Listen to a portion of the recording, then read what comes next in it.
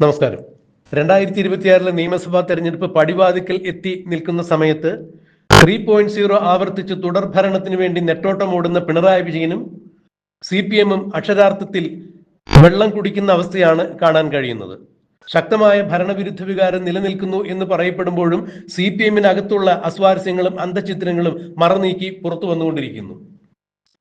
ഏതാണ്ട് അരഡസനോളം CPM-ന്റെ തലമുതിർന്ന നേതാക്കൾ തന്നെയാണ് CPM-ന്റെ നയവൈകല്യങ്ങളിൽ പ്രതികരിച്ചുകൊണ്ട് പാർട്ടി വിട്ട് പുറത്തു വന്ന് CPM സ്ഥാനാർത്ഥികൾക്കെതിരെ UDF-ന്റെ പിന്തുണയോടുകൂടി മത്സരിക്കുന്നത് എന്നുള്ളത് ഈ കുറി പിണറായി വിജയനെ സംബന്ധിച്ചിടത്തോളം ബാലികേറാമലയായിരിക്കുന്നു CPM-നെ തെരഞ്ഞെടുപ്പിൽ വിജയിപ്പിക്കുക എന്നുള്ളത്.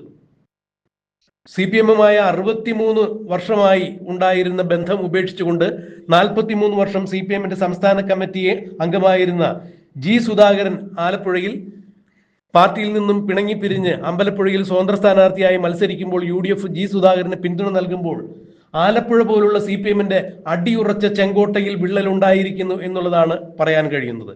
ഇത് തന്നെയാണ് കണ്ണൂരിൽ സംഭവിച്ചിരിക്കുന്നത്.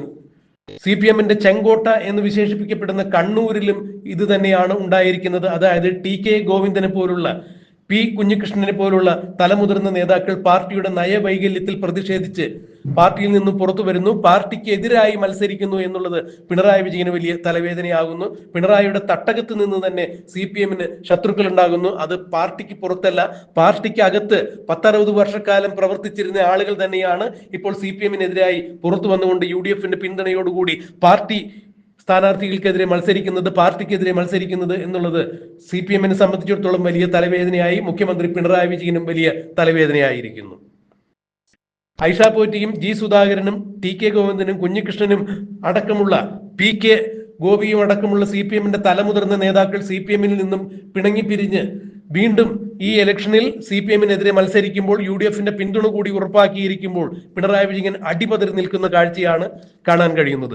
പൊതുജനങ്ങൾക്ക് മുന്നിൽ ഞങ്ങൾക്ക് 100-ൽ പരം സീറ്റ് കിട്ടും, വീണ്ടും അധികാരത്തിൽ വരും, 3.0 ആവർത്തിക്കും എന്നൊക്കെ വളരെ ഭംഗിവാക്കി പറയുന്നുണ്ട്. ആത്മവിശ്വാസം കളയാതെ സംസാരിക്കുന്നുണ്ടെങ്കിലും പിണറായി വിജയൻ അക്ഷരാർത്ഥത്തിൽ ഭയപ്പെട്ട് ഓടുന്നു, അല്ലെങ്കിൽ പുക കയറിയ മാളത്തിലെ എലി ഓടുന്നത് പോലെ ഓടിക്കൊണ്ടിരിക്കുന്നു എന്നാണ് പുറത്തു വരുന്ന വാർത്തകൾ.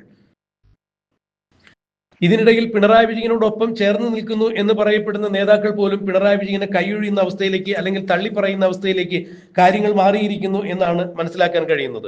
കഴിഞ്ഞ ദിവസം കളമശ്ശേരിയിലെ CPM-ന്റെ തലമുതിർന്ന നേതാവും കളമശ്ശേരി MLA-യും വ്യവസായ വകുപ്പ് മന്ത്രിയുമായ P.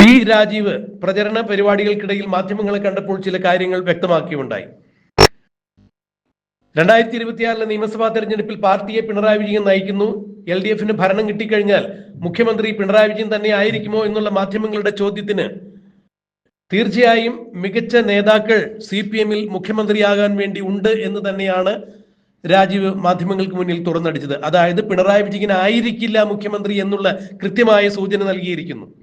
പാർട്ടിയുടെ സംസ്ഥാന സെക്രട്ടറിയായ MP ഗോവിന്ദൻ മാധ്യമങ്ങളെ കാണുമ്പോൾ മാധ്യമങ്ങൾ ചോദിച്ചാലും ഇല്ലെങ്കിലും പിണറായി തെരഞ്ഞെടുപ്പിന് നയിക്കുന്നു, തെരഞ്ഞെടുപ്പിൽ LDF ജയിച്ചു കഴിഞ്ഞാൽ പിണറായി വിജയൻ തന്നെയായിരിക്കും മുഖ്യമന്ത്രി എന്ന് MP ഗോവിന്ദൻ അടിവരയിട്ട് പറയുമ്പോൾ മാധ്യമങ്ങൾക്ക് മുന്നിൽ പിണറായി വിജയൻ മന്ത്രിസഭയിലെ സമുന്നത നേതാവും സമുന്നത മന്ത്രിയുമായ P. രാജീവ് പറയുന്നതാകട്ടെ, ഏതെങ്കിലും കാരണവശാൽ LDF-ന് മന്ത്രിസഭ രൂപീകരിക്കുവാൻ ഒരു അവസരം ഉണ്ടായിക്കഴിഞ്ഞാൽ CPM-നകത്ത് മിടുക്കന്മാരായ ധാരാളം ആളുകൾ, അതിന് ഉണ്ട് എന്ന് തന്നെയാണ് രാജീവ് മറുപടി നൽകിയിരിക്കുന്നത്. അതായത് പിണറായി വിജയൻ ആയിരിക്കില്ല മുഖ്യമന്ത്രി എന്നുള്ളതിന്റെ വ്യക്തമായ സൂചന തന്നെ P. രാജീവ് നൽകിയിരിക്കുന്നു.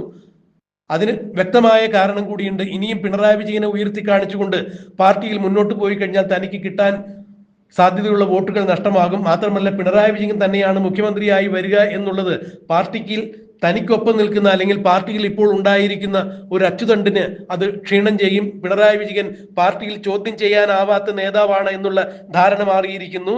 P. രാജീവ്, K. ബാലഗോപാൽ അടക്കമുള്ള ചില ആളുകളുടെ നേതൃത്വത്തിൽ, തോമസ് ഐസക് അടക്കമുള്ള പഴയ ചില നേതാക്കന്മാരുടെയും കൂടിയാലോചനയുടെ ഫലമായി CPM-ൽ പുതിയൊരു അച്ചുതണ്ട് രൂപം കൊള്ളുന്നു എന്നാണ് പറയപ്പെടുന്നത്. എന്തായാലും രാജീവ് മാധ്യമങ്ങൾക്ക് മുന്നിൽ കാര്യങ്ങൾ വ്യക്തമാക്കിയിരിക്കുന്നു. പിണറായി വിജയൻ ആയിരിക്കുമോ അടുത്ത മുഖ്യമന്ത്രി എന്നുള്ള ചോദ്യത്തിന് LDF-ന് അധികാരം കിട്ടുകയാണെങ്കിൽ മുഖ്യമന്ത്രിയാകാൻ മികച്ച സാധ്യതകളുള്ള മികച്ച നേതാക്കന്മാർ ഉണ്ട് എന്ന് തന്നെയാണ് രാജീവ് മറുപടി പറഞ്ഞിരിക്കുന്നത്. പിണറായി വിജയൻ അല്ല എന്ന് തന്നെ രാജീവിന്റെ മറുപടിയിൽ കൃത്യമായി അത് ഒളിഞ്ഞിരിക്കുന്നുണ്ട്. പിണറായി വിജയനെ രാജീവ് തള്ളി പറഞ്ഞിരിക്കുന്നു. അഥവാ പിണറായി വിജയന്റെ അപ്രമാദിത്വം CPM-നകത്തും അവസാനിച്ചിരിക്കുന്നു എന്നുള്ളതിന്റെ വ്യക്തമായ സൂചനയാണ് രാജീവ് മാധ്യമങ്ങൾക്ക് നൽകിയ ഈ അഭിമുഖത്തിൽ എടുത്തു പറഞ്ഞിരിക്കുന്നത്.